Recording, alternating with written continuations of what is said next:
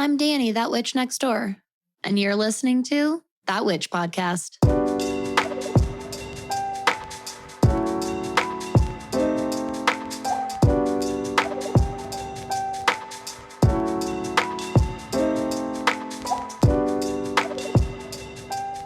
Well, hello, everyone.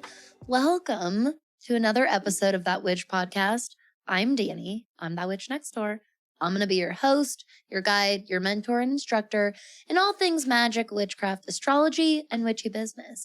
And I am so excited for this little segment that I'm going to do on the show here. This is going to be a part 1 of 2. Part 2 will come out a week from today, next Tuesday on the 17th. But I was inspired for a couple of reasons. A little while back, I did a session for a lovely client of mine. Shout out to my beautiful neighbor, Haley. And she let me know that prior to our session, she had made a point to listen to the applicable astrology, one of the applicable astrology episodes that I did, to kind of get in the headspace, set clear intentions, and honestly kind of get into my energy a little bit. And I just thought that was such a good idea. And so she really inspired me to do an episode or at least offer some info out there about how to kind of prepare for a reading or a spiritual session of some kind. And then this really led into a broader idea. I've gotten more and more questions lately. You know, the more that I do business mentoring, I'm coming across more and more of you that are wanting to offer spiritual services and sessions and readings and whatnot of your own, whether that's like you want to do that full time, or you just want to do it for fun, or you just want to do it on the side, or whatever it may be for you. And so I thought that let's do a 2-part little segment here on the show. Number 1, today being how to get the most out of your spiritual reading. And then in part 2 next week, we'll do how to sustainably provide a quality spiritual reading or service every single time. So I'm really excited for these because I've been in the position, I've been in both sides of this many times for a very long time now. And so this is a subject I really enjoy talking about. So I can't wait. If you, these would honestly be good episodes to take notes on, quite honestly. I just wanted to point that out here at the beginning. If you're a note taker in general, you might like to take notes on these too. But let's get into this. Hi, happy Tuesday. How are you all today? This is the first time I'm recording since getting back from my trip. I pre-recorded a ton of episodes before my family and I went to New England. And so I feel like I haven't been here in forever, even though you just listened to me yesterday on Moonday Musings. But I'm sending you a big hug and saying, hi, hello, how are you? Today, Mercury don't forget, Mercury, he stations retrograde in Gemini, right? Yep. And Jupiter moves into Aries today, later on this evening, Tuesday. So got some planetary energy going on. Don't forget to listen to Moon Day if you didn't already. But let's talk about this. Now, I called it a spiritual reading or a spiritual session because I want you to know that I'm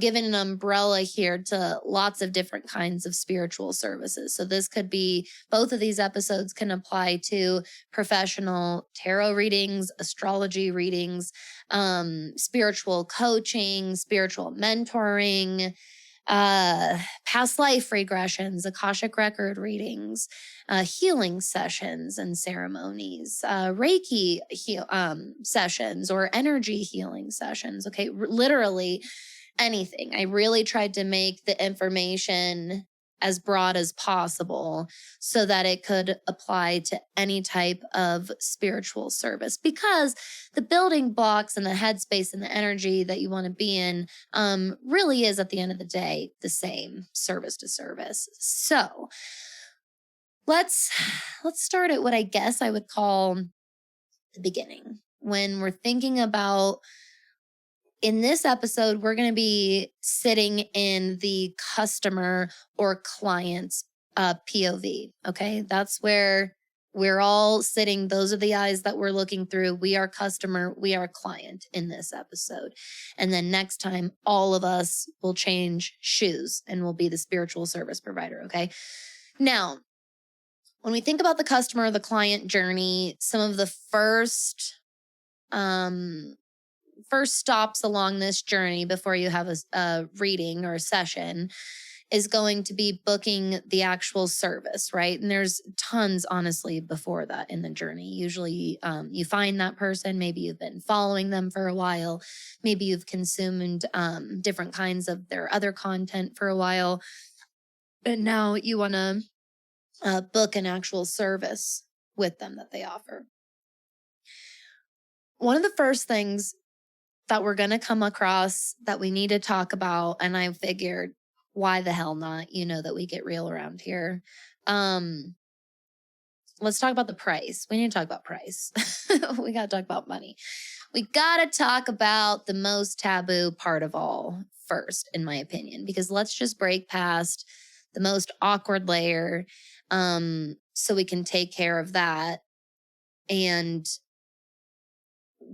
I want you to know that if a price just takes you aback for whatever reason, whether that's high or low or whatever reason it is, if a price point gives you some kind of like negative or large emotional reaction, it's probably one of the first signs that you're not supposed to work with that person.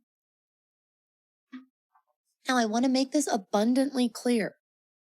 There is nothing wrong with not resonating with someone's work, and there's nothing wrong with someone not being the right mentor, reader, or a service provider for you, okay? I tell people this all the time. I am not for everybody. That's okay. That's how it's supposed to be. There is a guide for everybody at all different stages of our lives. There's guides that we're meant to work with, and the giant pinball machine that is the universe, like our spirit guides and our experience will kind of tang us and ping us along, and it'll guide us to work with the right people. And there's going to be these different stops and blockages and obstacles along the way that are there, meant in that giant pinball machine, meant to bumper us or bounce us away from someone we're not meant to work with.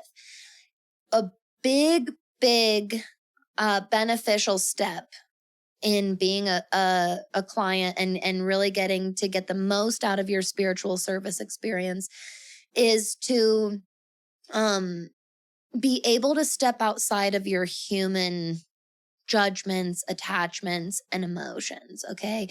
Being able to step outside of your own little world bubble and have that more omniscient, have that more zoomed out and big picture perspective, because we really do step into this industry, into the spiritual industry, way too close-minded, way too narrow-minded with the blinders up, totally and completely attached and controlled by our human judgments and emotions and reactions.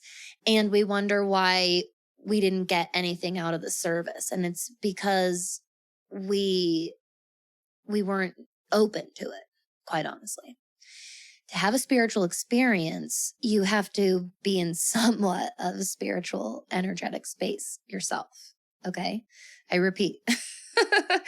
To actually have some kind of a spiritual experience, you have to, on some level, be in some kind of spiritual, energetic space yourself. You can't show up closed off to the spirit world and have your mind made up that it's closed off to the spirit world and then get pissed that you didn't have a spiritual experience. You created that reality and that experience for yourself. Now, price is one of those little bumpers in the giant universe pinball machine. Don't you love that analogy? I love it. I've been using it a lot recently. Because that's really how I see it. We're the little ball in there. And so it's hard for us to have perspective when we're in there rolling around, getting bumped around. But because we've played pinball, we can realize, oh, there's probably a bigger picture of all of this. And maybe, just maybe, that big, strong emotional reaction I had to that person's price point is just a sign that I'm not supposed to work with them, and that, or maybe I'm not supposed to work with them right now, and I move on right now. Okay. Now, that's not to say if a price point is something, let's say you go and look at a provider's prices and you're like, this is just a little bit higher than my budget. Or I didn't know it was going to cost this much. You know what I mean? Not really having that strong emotional reaction, but you do reach somewhat of a roadblock here with the price point. That's okay. This is where your intuition and the reality of your earth life is going to come into play, and it's up to you. Sometimes we make financial decisions and we have to trust. Like, I've definitely had to make lots of those financial decisions, not just in a spiritual sense. When we bought our house, it was kind of a leap for where we were at financially. It worked out, but I had to trust a little bit. You know what I mean? Things like that. So sometimes it's going to come down to a decision like that. More often than not, when it comes to a spiritual service, you'll find that you feel called by something beyond yourself.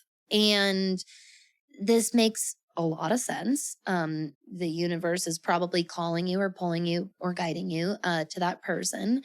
And you might find that you need to find a way to work with that price point, whether it's waiting for a sale or a discount, or reaching out about a payment plan, or, you know what I mean? Things like that, or reaching out about a scholarship or a special discount that they offer. There are different ways to respectfully ask for that information and then respectfully accept whatever information you get in return. You don't have to like it. You know, let's say they say, no, there's no discount. It costs what it costs. You know, it's okay to feel disappointed by that. And maybe that just means, okay, well, maybe this isn't going to happen right now. Or maybe it depends on what your intuition is saying. If it's really calling you to this, maybe you're like, okay, I'm going to find a different way around this. Maybe I'm going to offer something on the side myself to just make a couple $100 really quick, whether that's offering your own kind of service really on the side, or own little product, picking up an extra online or freelance or assistant type job, you know, online or whatever. Luckily, those are getting like to be pretty easy little odd jobs to pick up online ever since the pandemic. Little odd job, remote, part-time things like that. So you can find little alternatives and still be very respectful around the price point. You know what I mean? And if you find somebody's prices to be straight up offensive, that's okay. Again, it means you're not supposed to work with them. Don't work with them and move on. Something else that needs to be respected and understood is everybody's time. Everybody's time and schedule needs to be equally respected all around. There needs to be a very, very equal exchange between you and anyone you go into business transactions with. Remember the divine energy exchange? We talked about a lot of these things on the divine energy exchange, actually, and a lot that's very, very key when it comes to getting the most out of your spiritual session. There are people that don't necessarily mean to be disrespectful of other people's time and boundaries. You know what I mean? Just because I do want to make a note of that. Just because somebody has poor time management or has been making choices that have been kind of disrespecting your time, sometimes that's happening because of something else that they're struggling with. You know what I mean? And that doesn't mean that, you should let people like walk all over you or anything. But I wanted to help you not over personalize the situation, because a lot of times I think that we take that on so personally, like somebody doesn't like us or is being rude to us, when really like it's an insanely overpacked schedule. It's an overworked person with not a lot of help or support or resources. You know what I mean? There's lots of reasons. So, and again, if it ever is to a point where a service provider, someone in a business transaction where you're paying them, where it feels like they're not respecting your time or schedule, um it is absolutely okay to end that relationship and transaction. And you don't have to carry that burden like you did something wrong. That's what I mean. Um, a good sign, I guess I should say, in a quality spiritual service provider is somebody that makes time of the utmost sacredness and respect. A good spiritual service provider will be very communicative about their schedule, their times, their availability, how to schedule, how to book, their policies, all of that. These are all big, good green flags. Is that what you say? I know red flag is the bad one. Would you say it's a green flag? They're the good flags.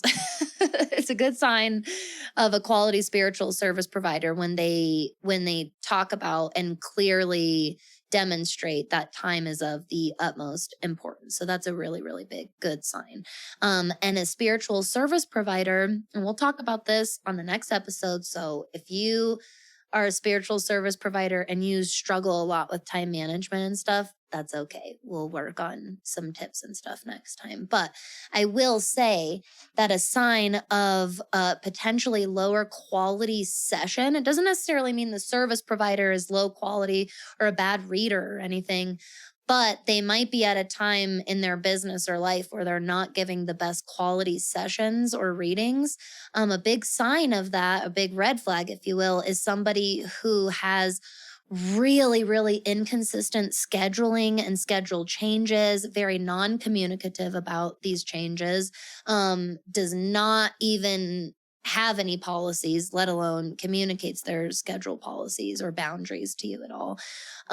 These are good. Again, that person might still be a very good person and just be going through a rough time in their life when it comes to time management. But for you, because in this episode, we're in the client's shoes, you're spending your money on this, okay, which you spent your time on in order to earn that money, right? So this is important where you spend that money. If you want to get the most out of your session, you want to be with somebody who's very honest and communicative and as organized as possible about time. Again, we're all human. That's why I say they're as organized as possible, but they communicate. That's the big key. Shit happens. Don't get me wrong. Plenty of my clients out there, I've had to, you're probably listening to this. I've had to give last minute, my daughter's sick, changes, things like that. But I really make it a point to like sit on my email, respond in a timely manner, be very clear about changes, and make the whole process as absolutely smooth and honest and transparent as possible.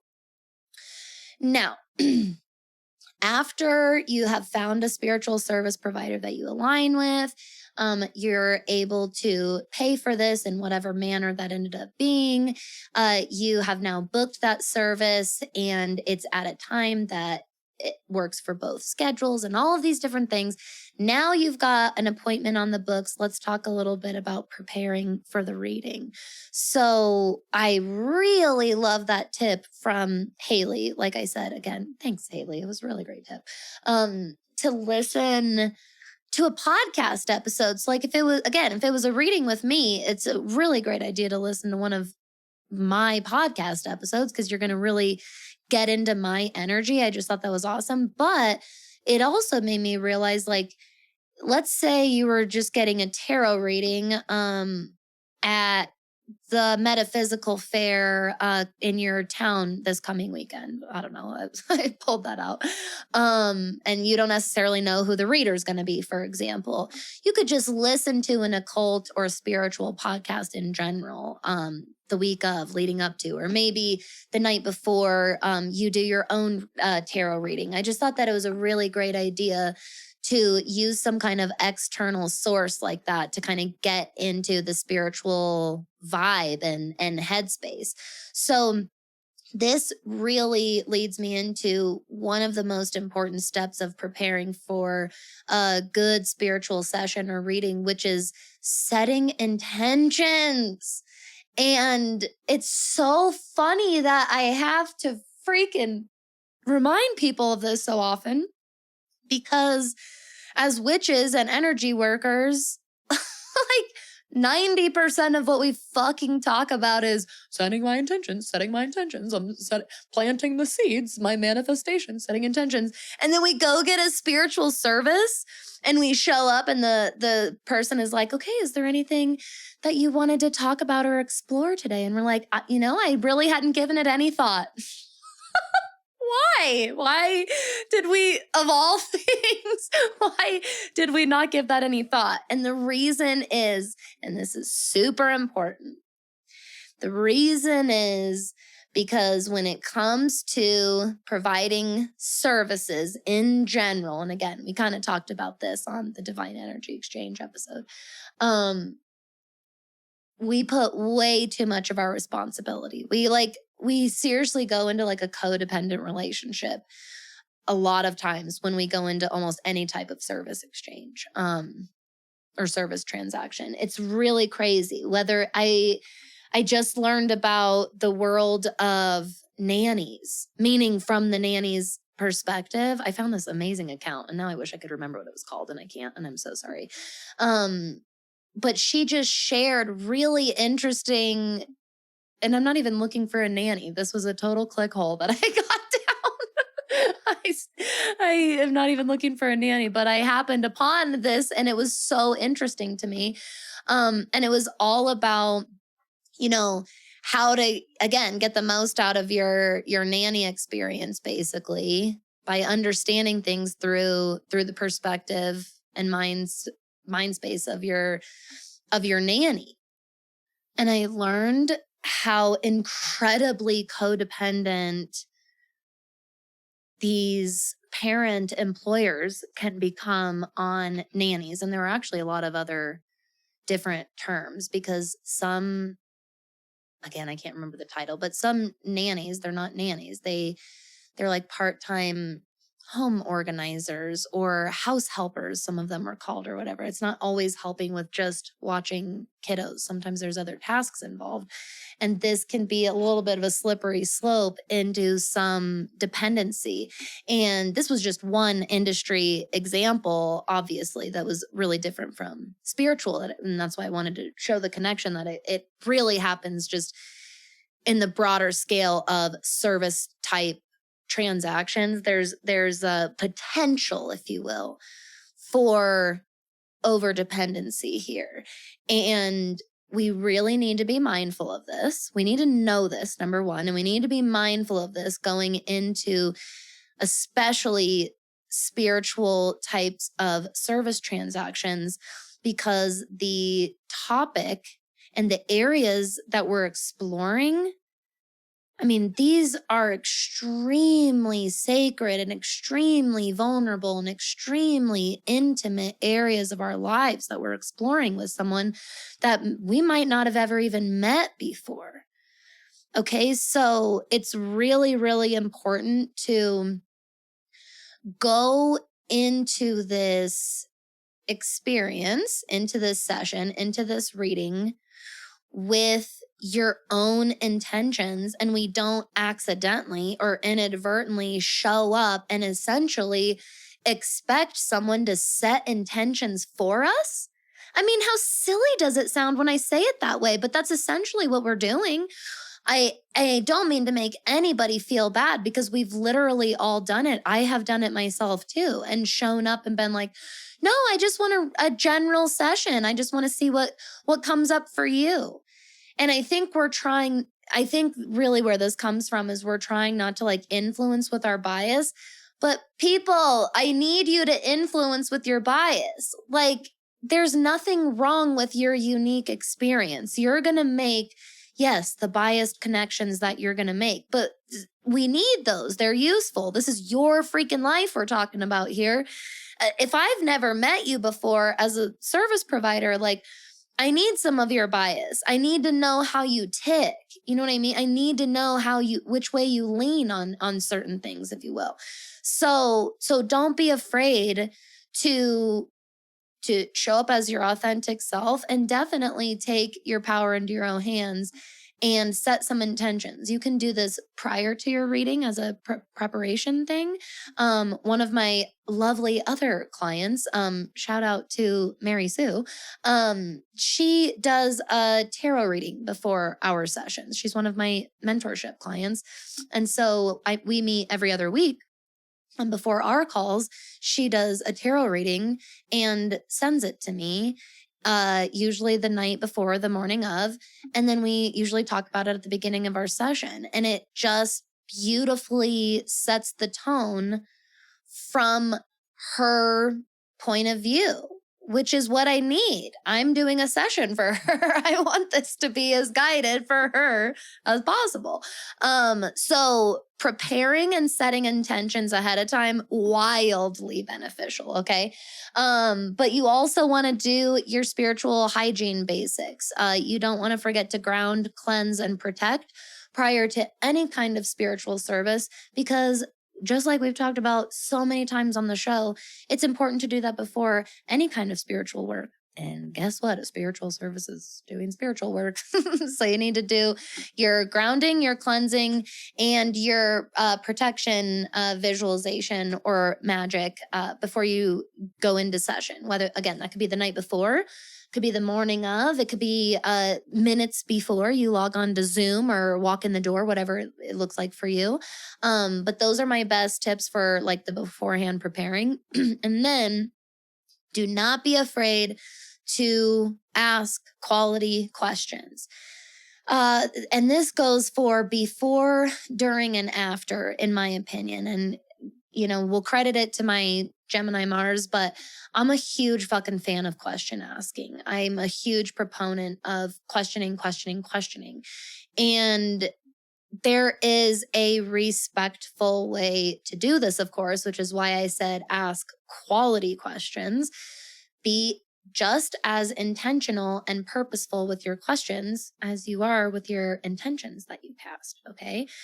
So if you think of any kind of questions or maybe even concerns leading up to your session, write them down or send an email to that person, okay? If it's something that you really want addressed before you meet with them. Otherwise, you can write them down and bring a small list of questions to your session. Now, I do want to make note. Again, another reminder about being respectful of everyone's time and time boundaries. Whenever you book that session, you want to know ahead of time how long the session is going to be. Okay, whether that's 60 minutes, 30 minutes, 90 minutes, whatever it is. And it's also up to you as a client to be cognizant of that. It's the service provider's responsibility to hold those time boundaries, but it is also an obligation of yours to be cognizant of those time boundaries. Okay. So showing up, for example, with, 12 pages single spaced of questions to ask in a 45-minute tarot reading, That's just downright unrealistic, my love. There's literally not enough time to address all those in 45 minutes. So if you are somebody that finds yourself having a lot of questions leading up to the session, that's a great time to pop an email over, or pop a DM over to that person and be like, hey, I find myself having a lot of questions. Is this something that you want me to talk about with you at the beginning of our session? Do we have time for that? Or would you like me to send these along ahead of time just so that you could take a look at them, no pressure or whatever? That would be a good way to kind of handle that if you find yourself having a lot of questions. But I will say, having what we would deem an excessive number of questions, I guess we'll say, is more of an indicator of anxiety that you're experiencing. And that might be more helpful information to give your spiritual service provider and say, hey, I'm noticing some anxiety leading up to the session. I'm not exactly sure where it's coming from, but these are the kinds of questions that I find myself having. Is there anything you recommend I do to prepare for our session and be in the best headspace possible? A quality spiritual service provider will love you if you reach out with that kind of vulnerability and honesty and communication. I promise you. If I got an email like that before a session, I'd be like, bless your heart. Thank you for being so involved in your own work here. Because again, so many people show up with that inadvertent dependency, like I said, and they just kind of automatically put all of their burdens on you and they don't even communicate them. And they show up kind of expecting you to just know the energy space that they're in without even making you aware of it at all. So don't be afraid to ask questions, but be really intentional and mindful and honest about them. If you are a note taker, and even if you're not a note taker, whether you're a note taker or not, I would take notes. I would keep some kind of record. Okay. So you can ask the provider if this is going to be recorded, like if you're doing it via Zoom. If it's in person, you can ask if you can record it on your phone, or you can ask if you can take notes, or both. Some people do both. I record all of my Zoom sessions and I provide a session report. And we'll talk a little bit more about those session report follow-ups in the next episode from the provider's point of view. But I do provide that documentation, but I still always recommend that the client take their own notes. Because honestly, regardless of the type of reading you're getting, whether it's tarot, astrology, Akashic, energy, healing, Reiki, medium work, literally anything, it's going to be a fuck ton of information coming at you. It's going to be a lot. It's kind of just how the game is. Once you open that spiritual door, like the information, the gates are open, it kind of comes flooding through. And so it's important that you set yourself up for the best success possible to actually absorb and retain that information. And so it's not about taking notes word for word. It's about just doing this physical act that helps keep you really engaged during the whole session, which helps promote the best possible retention. Okay. So I definitely recommend some kind of documentation. Now, big disclaimer, tip, whatever you want to call it, that I wanted to go over is, if you are a spiritual person, and especially if you yourself are a spiritual service provider and you are in the client or role of customer shoes, okay, please let your spiritual service provider do their thing.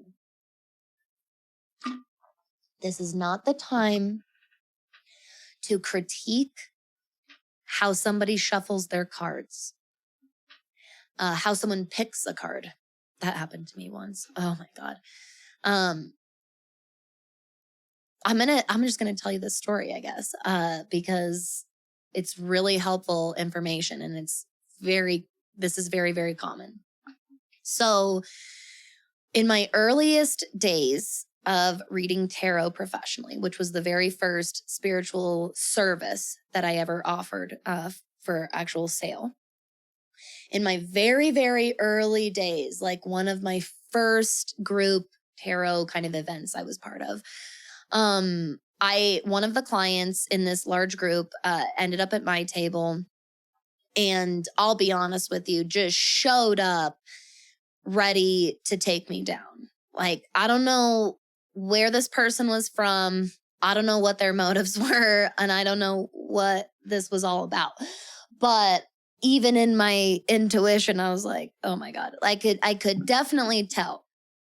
And you can always tell, because the whole point of your job being a spiritual service provider is being very open and sensitive to energies. And so it's very clear when someone sits down who's very closed off, negative, critical, manipulative, any of those things. Okay.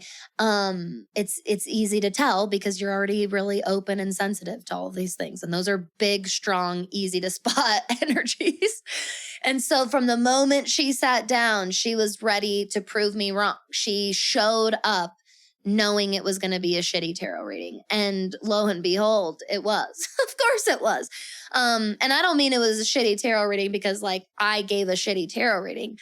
I mean, because that was the way she sat down and that was the energy and space she created for herself. It wouldn't have mattered anything I did or anything I said at that point. I just hit her shield, that she had up basically. And it resulted in having absolutely no connection with one another, definitely no delivery, and definitely no landing of any kind of fucking message. Even though the message seemed very clear to me. Yeah, that's what I mean by shitty tarot reading. And so she sat down already pissed, and I shuffle my cards and pick my cards the way that I do it. And I do it differently with every deck. Every deck kind of tells me how it wants to be shuffled and how cards should be chosen. And yeah, some of those are very unorthodox ways, especially as far as traditional tarot readers go. I definitely break some of those old school rules, and I don't fucking care. I don't care. And it doesn't inhibit my readings at all. So I don't care. And so she critiqued my shuffling. She told me I picked the wrong card. I chose a card. I knew it was the card. And I'm not even going to go into what the card was or anything, but I knew, trust me, it was the right fucking card. And I'm saying a bunch of things, giving a reading. And she's like meeting me with, no, that doesn't really fit. That's confusing. Again, it didn't matter what I said. And so when she was doing that, I started asking questions, and I was like, okay, well, is there somebody like this in your life? Have you been feeling this? Have you been going through this? And same thing. No, nothing. And then she says, I think the reason this is happening is because I would have chosen a different card. That wasn't the card. I'm going to be just super blunt here. This is wildly disrespectful. Wildly disrespectful. That would be like going to a restaurant and being like, well, I wouldn't cook the broccoli that way. That's not how I cook the broccoli. Then go home and cook broccoli that way if you're going to show up and expect a clone of yourself to be sitting on the other side and providing for you, which is not possible in this dimension. So no, it's wildly disrespectful to do that. That's where this tip came from. And it was a really important experience that I had because I learned how to set that boundary of respect for myself there on out after that. And if you're curious how I handled that, I scooped up the cards and I handed her the deck, and I was, I killed her with kindness, and I was like, okay, you can pick a card. And she was like, really? And I was like, well, yeah, you obviously want to. So why don't you just do a reading? Why don't you just pay me? That's what this was. You bought a tarot ticket. Apparently you wanted to pay to do your own reading. So sure, go ahead. And then she insulted how I read cards after that. I just kept my mouth shut and let her leave. You're gonna have shitty circumstances, but I will say there's definitely a way not to be a client like that. And if you are and this is my next tip, it leads in after all of this. If you are in any way feeling closed off, sensitive, projecting a lot, off kilter, out of balance, out of whack, whatever that is, you shouldn't get a session. You shouldn't get a reading. You should cancel it or reschedule it. I promise you, that person would genuinely rather you do that than show up like that client did. You know what I mean? Like, really, because that's just wasting literally both of our time. She honestly damaged her own valuable asset of time just as much as she wasted my own. You know what I mean? It was just that's what I mean by it was an all around shitty tarot reading, because we just wasted our time and nothing more. And so it's really important, this is my tip, to be open with your unique and safe boundaries, of course. But it's really important to be open, just open-minded, open energy, open-spirited when you show up to these sessions. And that's why I put this tip right after. If you're a spiritual provider, let your service provider do their own thing, because the universe called you to this person for a reason. And it was to get you out of your own energy and headspace. There is something about their different perspective, their different experience, their different knowledge that they have to offer you. That's the whole fucking point. Again, that's why I criticize that person, because I'm not supposed to be the same as you.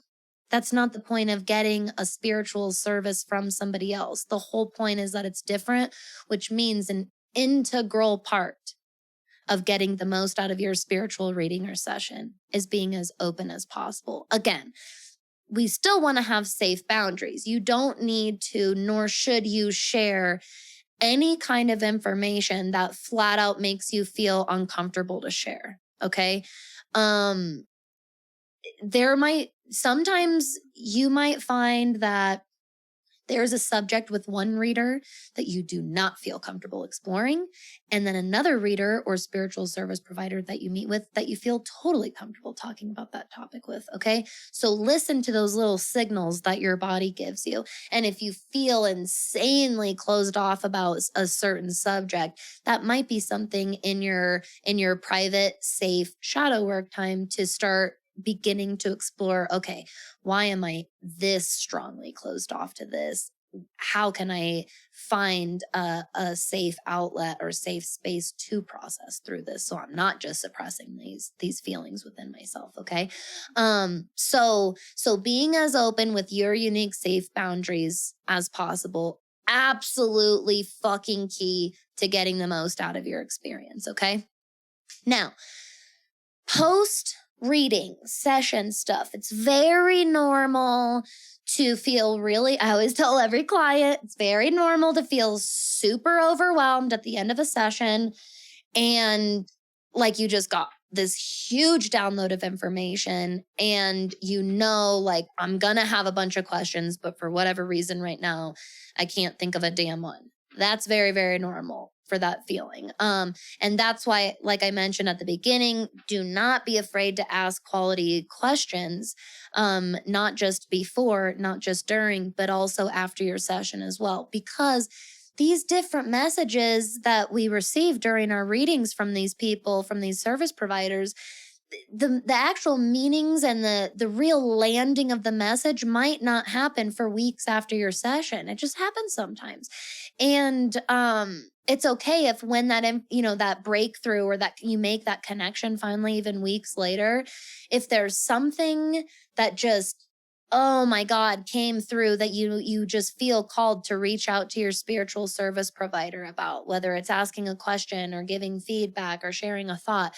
A quality person that you made a good connection with should have, in my opinion, an open door in that way. They might not necessarily be able to respond within 2 hours. Maybe they have to respond later in the week or whatever, depending on their schedule. But at the same time, a good sign of a quality service provider is somebody that really provides that safe space for you no matter what. Not just during the session that they paid you for. You know what I mean? Like, it really should be, they should stand by that quality safe space always, in my opinion. And so I always let my clients know, hey, even if it's a couple months later and you have some realization or question that comes to you or concern, even just shoot me a DM. I will always let you know. And again, we'll talk about this more next time. I'll always let you know if it crosses my own boundaries for whatever reason. But that door is open. You know what I mean? I really want to nurture that connection.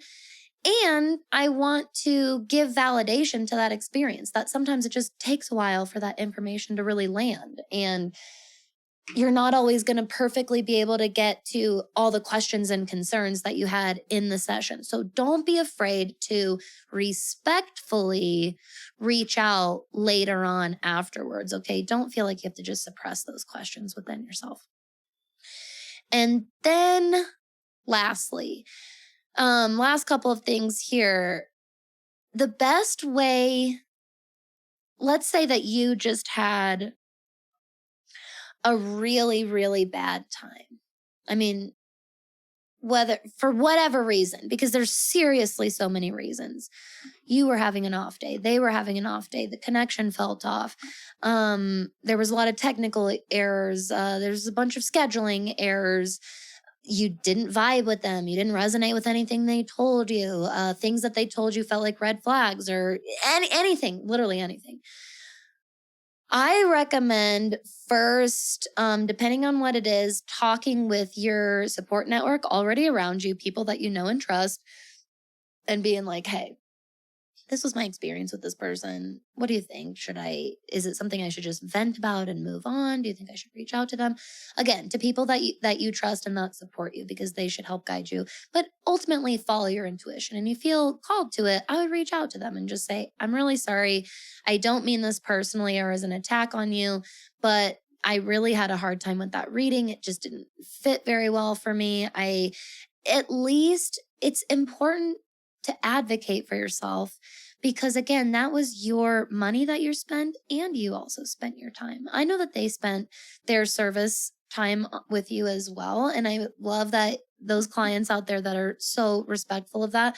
That doesn't mean that you shouldn't advocate for yourself as well and make sure that you get the most out of that experience that you possibly can. And so sometimes it might be a good idea to reach out afterwards with whatever those problems or those concerns were. And maybe they have an explanation. Maybe they have an alternative. Maybe there's something they can do. You just never know. Maybe it'll make you feel better to just point it out. Maybe there was something in their scheduling or their services that they should know for moving forward. That kind of honest but still respectful feedback can be really important to business owners. And it's important that you advocate for yourself, like I said, because you spent that time and money for yourself. And then on the flip side, let's say you just had like the best fucking session and you just love this person and you wish you could just meet with them again every single day. And how do I keep this going? That's a big question I get. Like, what do I do after a session? I really resonated with the messages. What do I do after? A good spiritual service provider should provide you with steps moving forward. They should definitely, in their reading, whatever their service was, they should definitely be providing some kind of direction for you. I really stand by that. No matter what the service is, there should be because there should be some sort of purpose. You know what I mean? Some sort of purpose to whatever you did.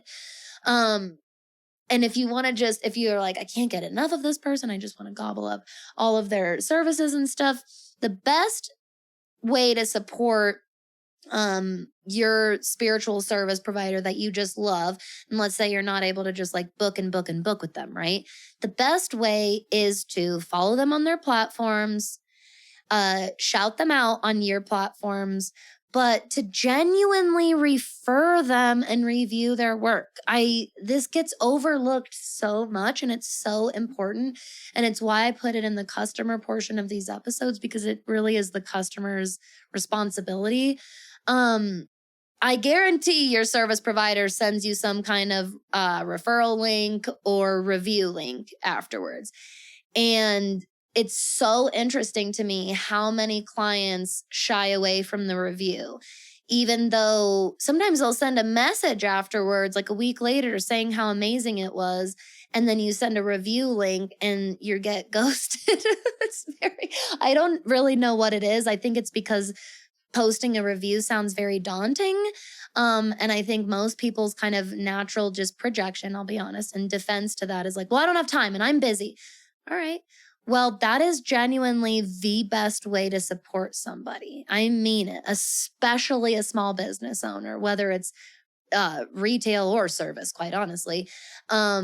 You really should go out of your way to make reviews. I really do try to leave reviews on even on like Target on different products, like a skincare product that I use. I really try to leave reviews, and genuine and good ones.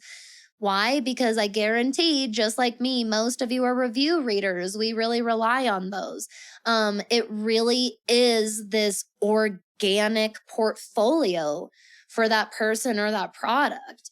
And again, I don't think a review is a place to get like reparations or retribution. That's why I said if you had a really strong problem, first I would go to that person. And if that spiritual service provider or that company is disrespectful to you or shitty to you, then fuck yeah, I think you should leave them a bad review. Are you kidding me? An honest one. But I really, really, on the flip side of things, on the positive side of things, I need you to know how much impact reviews have. And so every little star counts, every word that you write out counts. And so be just as mindful and intentional with your reviews as you are with your intentions for your session and as you were with your questions that you had. Okay. We talked about how mindful and intentional you should be with those. You should also be that mindful and intentional with your review. Okay. And if you do reach out to somebody to tell them how much you love their work, you can always say, it always makes a service provider's or small business owner's day when you're like, oh, and by the way, you can share this review with anybody you want. We love that. So we read every review. They mean so much to us, every single one, like I said. So it's one of the most, if not the most effective way to genuinely support a business owner next to literally just giving them your money. So don't forget to review. And then lastly, I want you to implement any moving forward exercises that the service provider gave you. Definitely look at how you can continue following them and continuing their work. And more than that, I want you to branch out beyond that spiritual service provider. Sometimes we get so stuck on one person, and we have to remember that the best way to get the most potential out of our spiritual education and experience is to be following, working with, and learning from a diverse group of educators and leaders. All different backgrounds, all different races, all different ages, all different experiences, all different genders. Seriously, all different cultures and stories and understandings of the way the universe works. You should be getting your information no matter who you are and where you're from. You should be getting your information from a very, very diverse group of people. Okay. So you can support the hell out of that spiritual service provider that you had that great session with and follow their work and use that great session as inspiration to keep branching that out and continue diversifying your unique spiritual education and experience. So I hope that this was helpful. Please send me any other questions that you have regarding any of this, any other tips or feedback or like tidbits that you have regarding this, especially anything that you think should be shared with everybody. I so appreciate that. Thank you so much to all my neighbors, especially those of you for inspiring my different episodes. I appreciate you so insanely much. I appreciate every single click, download, listen, share, comment, message, you name it. I read it. I genuinely am grateful for it. Thank you so much for being here. I'll see you this Friday for the next planetary energy in our little mini planetary series that we're doing. But then next Tuesday, okay, on the 17th, we'll be doing part 2 of this little segment, and we'll be switching it up. We'll look at how to provide a quality spiritual reading or session sustainably for yourself every time. All right. Thank you so much for being here, everybody. I love you. I love you so much. Stay safe, have fun this week, and stay magical out there. Hey, you magical human. Thank you so much for listening to this episode of That Witch podcast. If you want to support the show, the best way to do that is to share with a friend or give a shout out on your social media. You can also leave a 5-star rating and review on both Apple and Spotify. And if you can't get enough of all of our witchy magical content here in the neighborhood, you definitely want to make sure you're subscribed to my email newsletter, That Witch Gazette. It's a really fun, really convenient one-stop shop to stay up to date on all of the news and happenings here in our neighborhood. If you have any questions, suggestions, ideas for the show, or if you'd like to sponsor an episode, you can send me a message at thatwitchnextdoor.com/conjurethatwitch. Thank you so much. I'll see y'all next time.